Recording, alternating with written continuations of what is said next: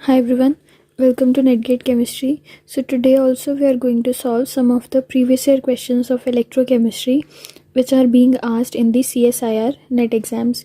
So the first question given to us is fuel cell provides clean electrical energy to a variety of applications including automobile and stationary power sources. Normally hydrogen combines with oxygen to give electrical energy and water. If we use butane instead of hydrogen at 1 bar at and 298 Kelvin, the following reaction occurs, and the reaction is given here. If the change in Gibbs free energy of this reaction is this, involving 26 electrons, its open circuit voltage means E naught value, right? We have to find out the E naught value. So what they're asking is that fuel cells are going to provide us clean energy. It has many applications, right? And normally in this, what happens, hydrogen combines with oxygen and give us electricity along with water as side product. So they are asking if instead of using hydrogen we are going to use butane, then what is going to happen? We have to find out the E naught value for that particular reaction. This is the reaction which is given to us. See, here there are what they have given is 26 electrons are being exchanged. So definitely N value is 26. This is the number of electrons which are being exchanged during this during this reaction. So what happens here? Also they have been given the value of delta G naught, right? This is the value of Gibbs free energy, that is delta G naught value is also given to us, N is given to us, and we have to find out the value of E naught. So what is the relation between delta G naught and E naught? That we all know, delta G naught is equals to minus NF E naught. We know the value of delta G naught and also N.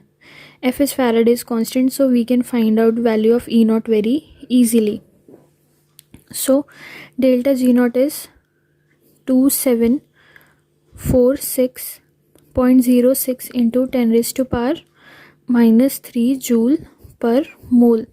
Here what I have done is delta G naught value is given in kilojoule per mole, so I have changed that into joule per mole. Now delta G naught equals to minus N is 26, N is the number of electrons exchanged, multiplied by 86500 into E naught. From here you can find the value of E naught and it will come out to be equal to 1.09 volt. Also Gibbs free energy will be equal to minus of this, so minus and minus will cancel out here. So here you will get the value of E naught as 1.09 volt. So the correct option is option B, right? So this was a very easy question actually. So now with this we'll move on to the next question. So in the next question, what they are asking is the limiting molar conductivities of NaCl, NaI and RBI are these.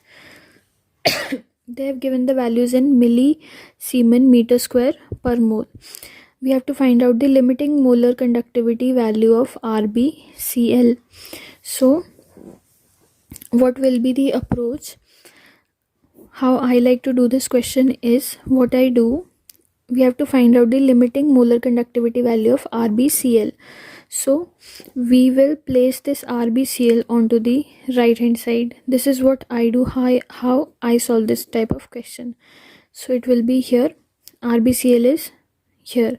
Now they are provided the values of limiting molar conductivity values of NaCl, NaI and RbI. So we have to look for the compounds in which we can find Rb and Cl. We can find Rb in RbI. We have Rb to the right hand side, so we'll place RbI to the left hand side, so that both sides we are having Rb. Now with Rb we are also having I. I is onto the left hand side, so something having I will place to the right hand side, so it will be NaI. I. Now I is left side also and right side also. Now moving on to Na. Na is onto the right hand side, so we'll introduce something having Na onto the left hand side, that is NaCl. Now both sides we are having Rb, Cl, Na and I.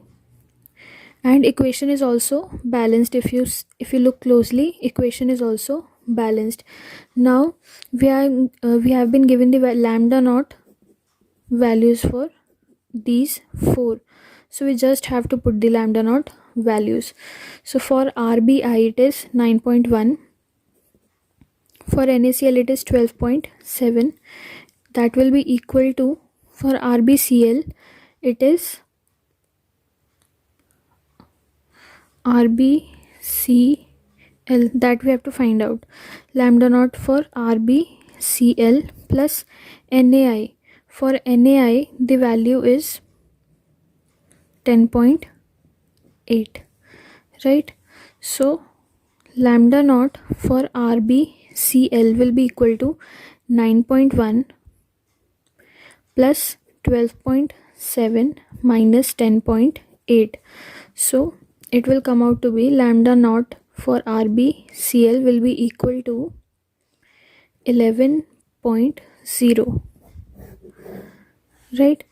So this will be the answer, and that will be in millisiemen meter square per mole, right? So the correct option is option D. Okay, so this is all about the second question. So I think 2 questions are enough for this video. So far that's it for this video.